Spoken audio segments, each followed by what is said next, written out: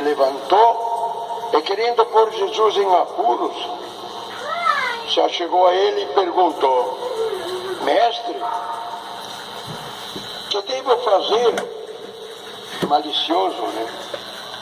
Que devo fazer para receber como herança a vida eterna? Ela disse, dá para ele. Jesus olhou para ele com compaixão. O que é que está escrito na lei? O que é que eu vou fazer? Você, como doutor da lei, como é que você lê na lei? Ele então respondeu: na lei está escrito: amarás o Senhor teu Deus de todo o teu coração, com toda a tua alma, com todas as forças da tua mente, com toda a tua inteligência. E amarás ao mesmo tempo o próximo como a ti mesmo. Aí então Jesus lhe disse: tu respondeste corretamente. Vai e faz isto e viverás. Terás um lugar no céu. Mas ele, querendo se justificar, disse para Cristo: e quem é o meu próximo? Você precisaria que os nossos governantes lá de Brasília, os Lava Jato, dissem: quem é o próximo dele para roubar tanto dinheiro que revolta até os cachorros? Quem é o meu próximo, Senhor, para que eu tenha compaixão dele? Jesus respondeu: certo homem descia de Jerusalém para Jericó e caiu nas mãos dos assaltantes. Estes arrancaram-lhe tudo, espancaram-no e foram embora, deixando-o quase morto. Eu vou assar carne. Por acaso, um sacerdote estava descendo por aquele caminho. Quando viu o homem machucado, seguiu em diante, fez que não viu.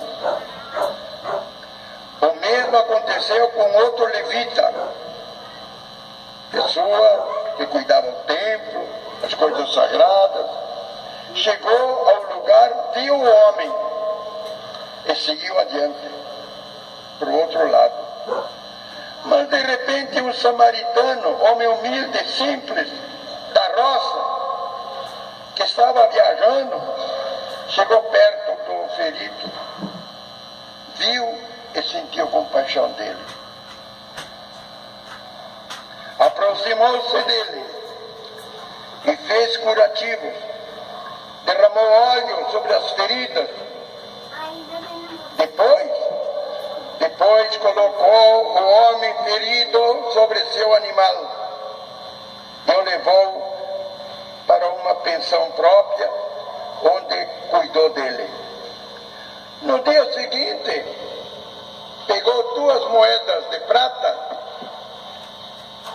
e entregou-a ao dono da pensão, recomendando: por favor, toma conta desse pobre homem. Quando eu voltar, vou pagar o que tiveres gasto a mais. Dito isto, Cristo lhe perguntou: na tua opinião, de mestre da lei, qual dos 3 foi o próximo que caiu nas mãos dos assaltantes? Ele respondeu: aquele que usou de misericórdia para com ele. Cristo então disse-lhe: vai também tu, faze a mesma coisa e viverás. Palavra da salvação. Glória a vós, Senhor.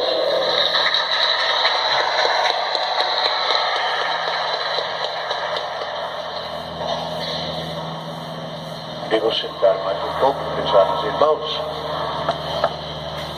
A pergunta do Evangelho é para nós: quem é o nosso próximo? Próximo significa aquele que vive e convive perto da gente, no mesmo banco da igreja, na mesma casa, na mesma cidade, no mesmo município, no mesmo estado, no mesmo país. Nessa casa, nosso planeta, que é uma casa comum para todos. Todos são nosso próximo. Sendo próximos, temos que nos tornar sempre mais próximos, sempre mais vizinhos, sempre mais prontos para a proximidade, principalmente o sacerdote, próximo de todos, perto de todos, junto de todos, sempre quando é possível. Eu me lembro nesse dia, hoje, os nossos próximos, quantos já foram, quantos ainda irão, membros da nossa família. Durante 76 anos de vida que eu tenho, eu sempre fui muito próximo da igreja, muito próximo das vocações, muito próximo dos padres. Na pequena comunidade onde eu nasci, nós somos em 6 padres, várias freiras, diáconos permanentes, perto de 20 vocações formadas no lugar onde eu nasci, onde eu celebrei o jubileu, no dia 16 de junho. Os nossos próximos, eles se tornam padres.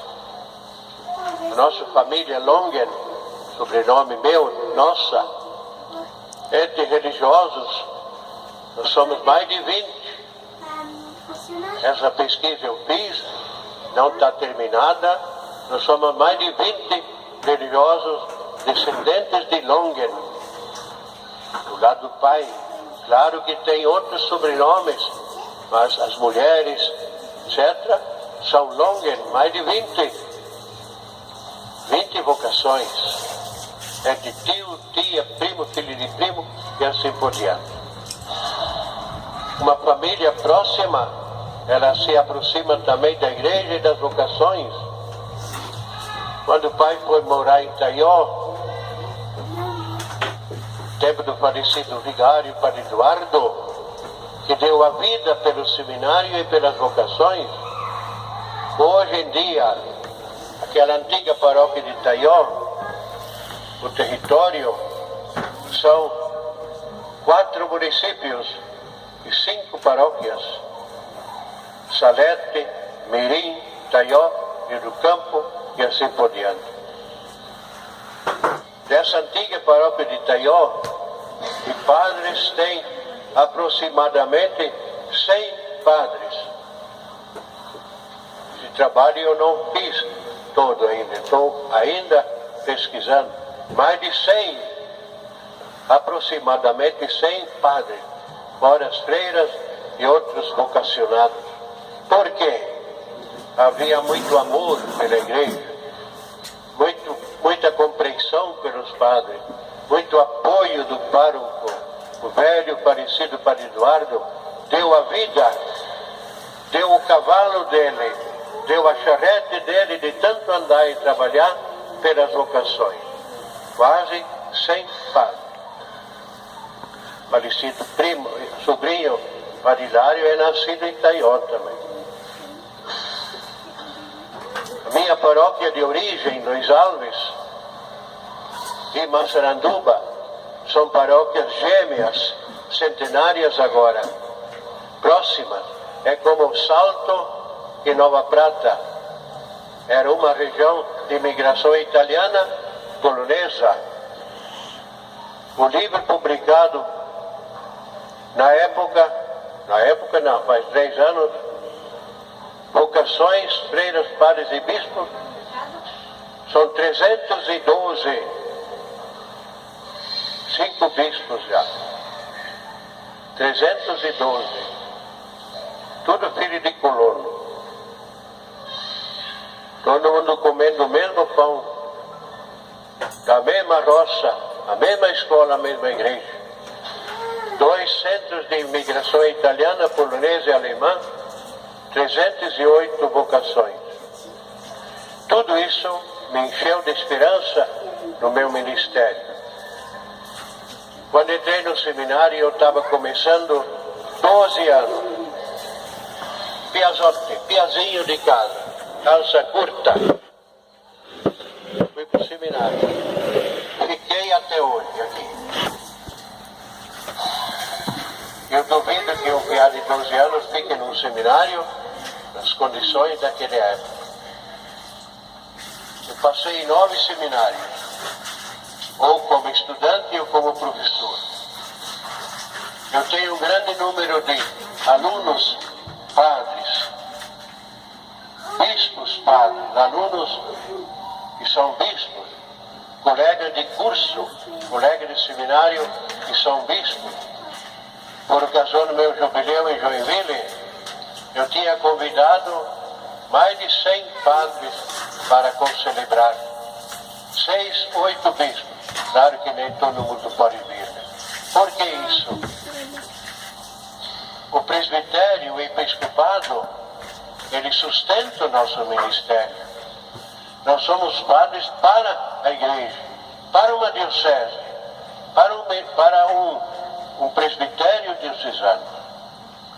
Nos meus tempos de formação de seminário, professor de seminário, lá onde o padre Nelson estudou, formador e coordenador de pastoral, eu sempre lembrava as vocações. Hoje eu tenho alguns quilos de pesquisa, de material. Se um dia quiserem publicar, tudo bem. Por que tudo isso? Por amor às vocações. Quando eu vinha para Nova Prata, lá no Gavião, eu fazia férias. A mãe brigava comigo à noite. Como é que você pode descansar como professor de seminário, vindo para o Gavião, se você não para em casa?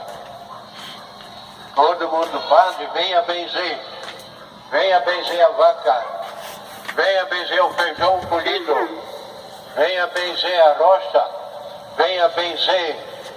Amém. Depois nós vamos comer uva, comer melancia, comer bastante uva e tomar uma japa para não fazer mal.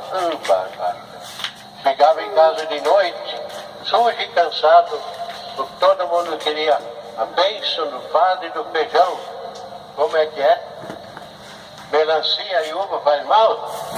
Mas depois, barbaridade. Como é que vocês sabem isso, né? Essa é a vida eu vivi. Eu nunca separei da roça. Eu planto as minhas coisas hoje em dia ainda. Então, a vida do padre é uma vida dessa terra. O padre é um homem que está indo de Jericó para Jerusalém, de Jerusalém para Jericó. E nesse trecho, nessa estrada, ele foi assaltado, aquele homem. Ele foi machucado, foi derrubado, quase morto. Daí passou um homem de coração misericordioso, o socorreu. E ainda perguntaram, quem é o próximo? O próximo é esse aí. Os dois são próximos. O próximo é esse aí, que está nas estradas da vida, que sofre, que está machucado, que é recolhido, que é depois devolvido com saúde. Esse é o próximo. Irmãos e irmãs, nunca vamos esquecer essa proximidade. Agora, daqui a 2 semanas, no sábado, vamos nos encontrar também em Francisco Beltrão para a ordenação de bispo do Monsenhor Edgar, que é meu sobrinho, criado aqui, nascido aí no Iguaçu, em cima do morro. Depois morou por aqui, criado por aqui nessa terra. No dia que ele soube, ele ia ser bispo em Santa Maria, ele me telefonou para a mãe dele, disse, Dona Valéria, a senhora sabe quem está telefonando? Sim, conhece pela voz, né? Sabe que, Dona Valéria, sabe que o Papa Francisco, o filho do Francisco, foi nomeado bispo pelo Papa Francisco para Francisco Beltrão. 3 Francisco, né? O Francisco Papa é aquele nosso bom pastor que está em Roma e que é o Francisco de todo mundo. O Francisco, o primeiro Francisco é o pai dele. E o terceiro Francisco é a diocese. Essa diocese que ele vai coordenar e administrar. Isso é um outro assunto. Então veja bem como é uma vida, né? Então, Deus seja louvado. Se Deus quiser, vamos vir lá de Joinville, bastante gente, para esse terceiro Francisco, que ele vai servir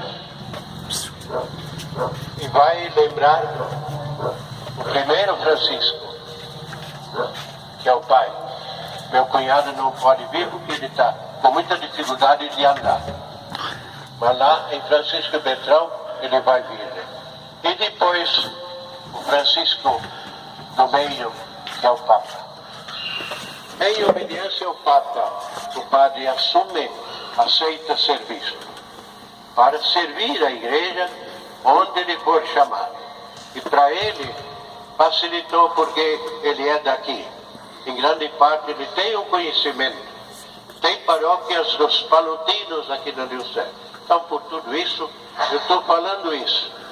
Eu não passo nunca sem falar disso. Nunca me digam, Padre José, não fale disso. Eu falo porque eu tenho que falar da minha vida e do meu ministério. Padre Davi, ligado pelo tempo dele 70, eu o conheço, eu lhe obedeço. Quando eu vim aqui, né, sua casa estava aberta, seu Fusca estava à disposição, seu carro estava à disposição. Padre Nelson, felicidades nessa paróquia. Transforme essa paróquia numa paróquia vocacional. Amém. Creio em Deus Pai, do céu e da terra, em Jesus Cristo, seu único Filho, nosso Senhor, que foi concebido pelo poder do Espírito Santo, nasceu da Virgem Maria, padeceu sob Pôncio Pilatos, foi crucificado, morto e sepultado, desceu à mansão dos mortos, ressuscitou o terceiro dia, subiu aos céus, está sentado à direita de Deus Pai Todo-Poderoso, donde há de vir julgar os vivos e os mortos. Creio no Espírito Santo, na Santa Igreja Católica, na comunhão dos santos, na remissão dos pecados, na ressurreição da carne, na vida eterna.